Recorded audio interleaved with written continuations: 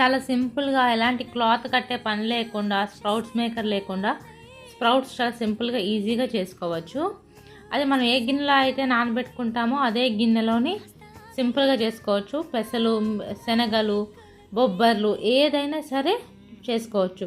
నేను అదే ప్రాసెస్లో చేశాను. ఇక్కడ మీరు చూస్తున్నారు కదా ఎంత బాగా వచ్చాయో. ఏం లేదు, ముందుగా ఒక 3 to 4 అవర్స్ బాగా నానబెట్టుకోవాలి. ఈ నానబెట్టుకున్న పెసల్ని బాగా వాటర్ అనేది అస్సలు లేకుండా కంప్లీట్గా వడకట్టుకోవాలన్నమాట. ఒక 2-3 టైమ్స్ వాష్ చేసుకొని వడకట్టుకోవాలి. వాటర్ అనేది అస్సలు ఉండకూడదు.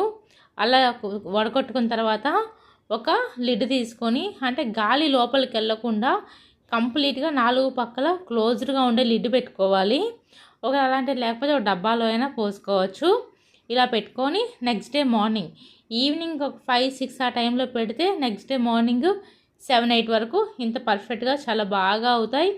అలాగే చాలా టేస్టీ కూడా ఉంటాయి. ఇది ఒక బాక్స్లో వేసుకొని ఫ్రిడ్జ్లో స్టోర్ చేసుకుంటే 2-3 డేస్ ఫ్రెష్గా ఉంటాయి. Thank you.